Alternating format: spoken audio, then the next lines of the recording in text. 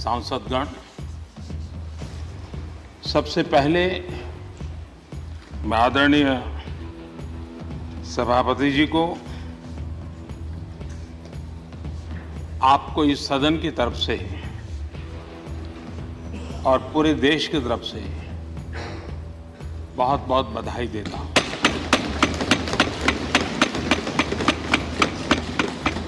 आपने एक सामान्य परिवार से आकर के संघर्षों के बीच जीवन यात्रा को आगे बढ़ाते हुए आज जिस स्थान पर प्राप्त पहुंचे हैं, वो देश के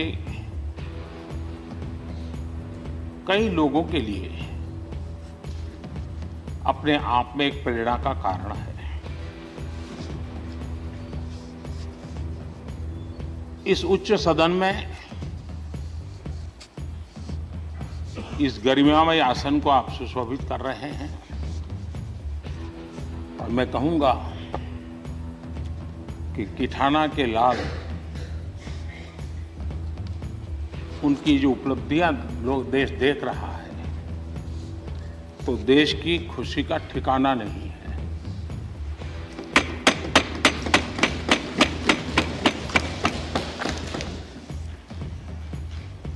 आदरणीय सभापति जी, ये सुखद अवसर है कि आज आर्म फोर्सेस फ्लैग डे भी है।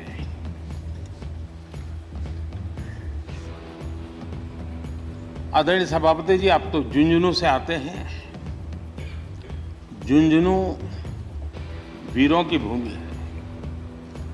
शायद ही कोई परिवार ऐसा होगा कि जिसने देश की सेवा में अग्रिम भूमिका न निभाई हो। और ये भी सोने में सुहागा है कि आप स्वयं भी सैनिक स्कूल के विद्यार्थी रहे। तो किसान के पुत्र और सैनिक स्कूल के विद्यार्थी के रूप में मैं देखता हूं कि आप में किसान और जवान दोनों समाहित हैं।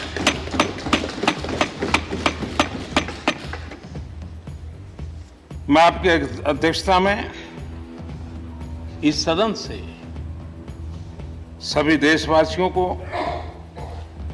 आर्म फोर्सेस फ्लैग डे की भी शुभकामनाएं देता हूं। मैं इस सदन के सभी आदरणीय सदस्यों की तरफ से देश के आर्म फोर्सेस को सैल्यूट करता हूं।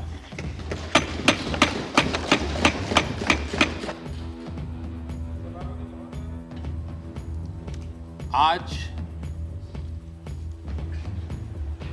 संसद का ये उच्च सदन एक ऐसे समय में आपका स्वागत कर रहा है जब देश दो महत्वपूर्ण अवसरों का साक्षी बना है। अभी कुछ ही दिन पहले दुनिया ने भारत को G20 समूह की मेजबानी का दायित्व सौंपा है।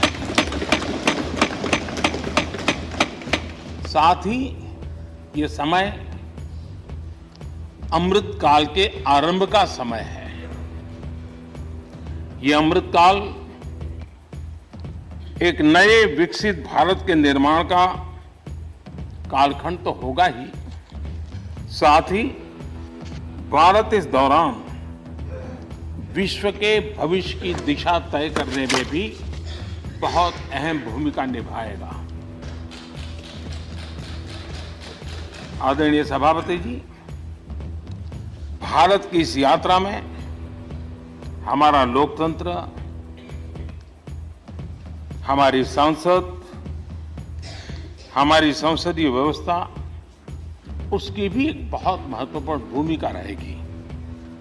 मुझे खुशी है कि इस महत्वपूर्ण कालखंड में उच्च सदन को आपके जैसा सक्षम और प्रभावी नेतृत्व मिला है।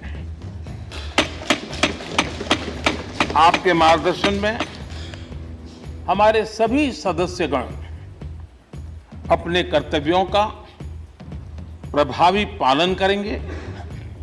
ये सदन देश के संकल्पों को पूरा करने का प्रभावी मंच बनेगा। आदरणीय सभापति महोदय, आज आप संसद के उच्च सदन के मुखिया के रूप में अपनी नई जिम्मेदारी का औपचारिक आरंभ कर रहे हैं। इस उच्च सदन के कंधों पर भी जो जिम्मेदारी है, उसका भी सबसे पहला सरोकार देश के सबसे निचले पायदान पर खड़े सामान्य मानवीय के हितों से ही जुड़ा है। इस कालखंड में देश अपने इस दायित्व को समझ रहा है और उसका पूरा जिम्मेदारी से पालन कर रहा है। आज पहली बार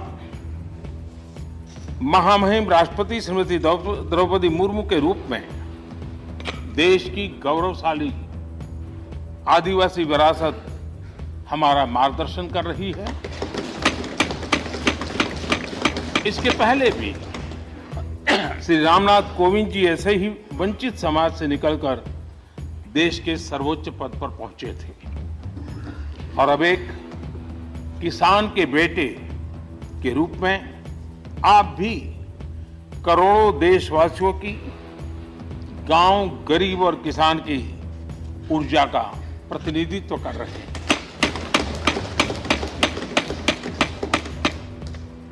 आदरणीय सभापति जी, आपका जीवन इस बात का प्रमाण है कि सिद्धि सिर्फ साधनों से नहीं, साधना से मिलती है। आपने वो समय भी देखा है जब आप कई किलोमीटर पैदल चलकर स्कूल जाते थे। गांव, गरीब, किसान के लिए आपने जो किया वो सामाजिक जीवन में रहे हर व्यक्ति के लिए एक उदाहरण है। आदरणीय सभापति जी, आपके पास सीनियर एडवोकेट के रूप में 3 दशक से ज्यादा का अनुभव है। मैं विश्वास से कह सकता हूं कि इस सदन में आप कोर्ट की कमी महसूस नहीं करेंगे।